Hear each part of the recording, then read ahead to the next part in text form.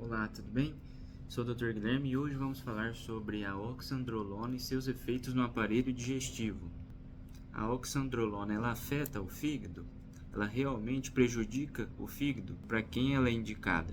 Então não perca esse vídeo, fica até o final que vamos falar sobre tudo isso. Olá pessoal, tudo bem? Então hoje vamos falar sobre a oxandrolona e o fígado, como eu havia mencionado. Vamos falar o que os estudos científicos, que a ciência nos mostra a respeito desse uso, né? Quais os tipos de risco que representa para o fígado, o que é a oxandrolona em si, né? Fazer uma comparação com o estanozolol, que é um outro, né?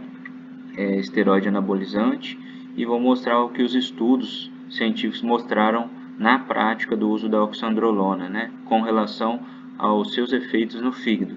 Então vamos lá. Então, pessoal, deixa eu só aumentar aqui. Então vamos lá. Vamos falar primeiro o que é a oxandrolona. A oxandrolona é um anabolizante, como eu falei para vocês, né, sintético, né, e ele é usado na medicina, né, a sua indicação real é para ganho de massa muscular, né, nos pacientes que têm perda de massa muscular significativa, por exemplo, pacientes idosos têm bastante benefício para ganho de massa muscular, aqueles pacientes que são sarcopênicos, né, que têm basicamente perda de massa muscular significativa, que compromete a vida, né, do paciente, compromete a capacidade física do paciente, e para pacientes queimados também, né, os grandes queimados, por exemplo, esse medicamento ajuda bastante ali na síntese proteica, no ganho de massa muscular novamente. E sabemos que na academia, né, é usado indiscriminadamente aí para ganho de massa muscular também, né, para fazer ciclos e ganho de massa muscular.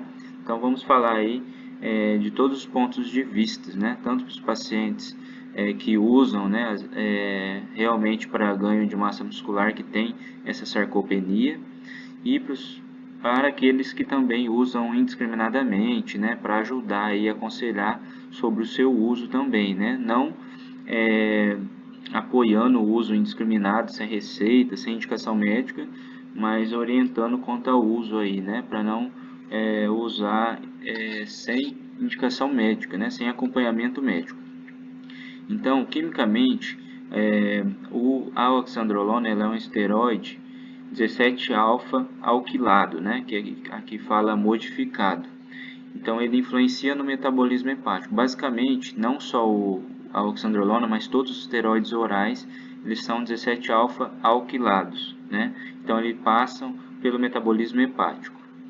Então vamos falar mais especificamente. Como eu falei, é um anabolizante 17-alfa alquilado, né? Eles estão associados a lesões hepáticas. Então pode elevar as enzimas hepáticas, que são as transaminases, né, conhecida como TGO e TGP, e pode levar a colestase, que é basicamente o aumento da bilirrubina, né, que dá a icterícia. A icterícia é aquele amarelão na pele, nos olhos, e pode também levar a adenomas, que são nódulos hepáticos, que são pré-malignos, né, e que podem crescer com estímulo hormonal, e carcinoma, que é o câncer, né, raramente.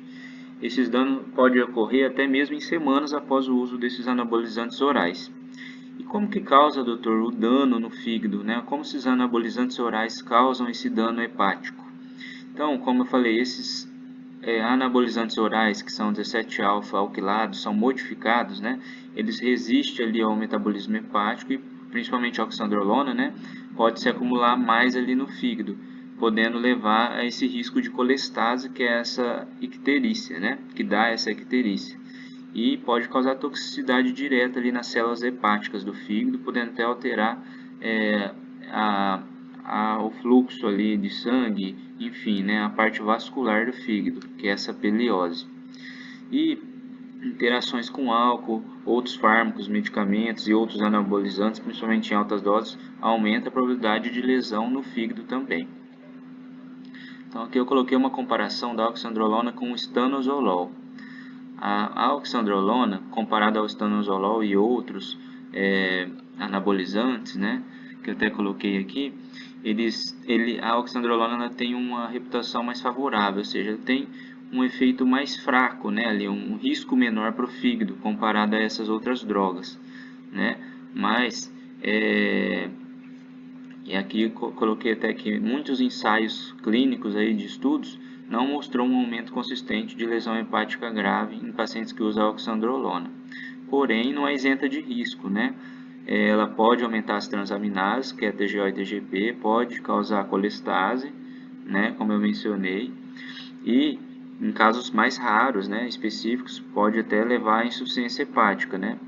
Principalmente se uso em altas doses, que é o uso recreativo, né, como é usado aí nas academias, para ganho de massa muscular, para fisiculturismo, e combinando com outros medicamentos, outros fármacos, outros anabolizantes, e o álcool também aumenta assim o risco de lesão hepática. E o que os estudos mostram na prática, então? Que em pacientes que realmente é indicado o uso de oxandrolona, mostrou aumento transitório de TGO e TGP, que é a AST e ALT, né?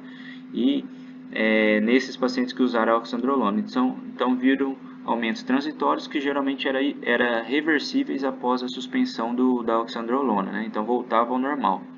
Já tem séries também que o uso ilícito aí aumentou as transaminases, podendo levar até e levou até a colestase, né, uma colestase severa e insuficiência hepática. E quais são os sinais de alerta para aqueles que fazem uso da oxandrolona? Ficar atento à icterícia, que nem eu mencionei, que é a pele e olho amarelo, né? A urina fica escurecida, né? Que é chamado de colúria. Fezes claras, que é a acolia fecal, fica branca mesmo as fezes. E uma dor intensa no quadrante superior direito, que é abaixo da costela direita, que é onde fica o fígado, né? Associada a náuseas, febres, esses são sinais de alerta, de emergência, que tem que procurar atendimento. E quais são as recomendações práticas? Para aqueles pacientes que fazem o uso de oxandrolona, deve sempre checar essas transaminases, né? Fazer exames laboratoriais de sangue, TGO, TGP, a fosfatase alcalina, que é CFA, e bilirrubinas, que a gente consegue ver o acúmulo ali de bile, né? E de icterícia, né? Através da bilirrubina. Geralmente, a icterícia, uma curiosidade para vocês, a icterícia ela é manifestada quando tem a bilirrubina total em cerca de 3, né? A partir de 3 é visível a icterícia na pele e nos olhos. Geralmente começa nos olhos e depois na pele, né? Então, deve-se fazer esses exames a cada 2 a 4 semanas, né? Então, pelo menos uma vez no mês é indicado fazer esses exames de rotina para aqueles que fazem uso, certo? E para aqueles que usam recreativamente para ganho de massa na academia, deve se atentar mais ainda com os exames aí, né? Por conta do uso de doses mais altas. E os protetores hepáticos, doutores? Os medicamentos que é indicado, vitamina E, silimarina, eles têm benefício? Viu que tem um benefício limitado aí e não elimina esse risco, né, de hepatotoxicidade, né, de afetar o fígado. Então, usando ou não esses protetores hepáticos, a droga em si não vai diminuir os riscos aí, não vai eliminar, né? Pode até diminuir, mas não vai eliminar o risco do fígado ser afetado pelo medicamento. E o que é mais eficaz é interromper, né, o agente causador, que é o anabolizante, evitar álcool e drogas, principalmente quando já está em uso da medicação, né, do anabolizante. Então é isso, pessoal. E a gente conclui que a oxandrolona pode ser menos hepatotóxica, né, pode afetar menos o fígado do que os outros anabolizantes orais, como o estanozolol, mas pode elevar também as enzimas hepáticas, causar colestase e aumentar o risco de insuficiência hepática, principalmente quando associada a outros fármacos, né, ou outras drogas, outros anabolizantes e ao uso de álcool também. E o monitoramento com exames, né, deve ser feito continuamente, aí, repetitivamente, a cada 2 a 4 semanas, certo? E ficar atento aos sinais de alerta e de alarme que eu mencionei.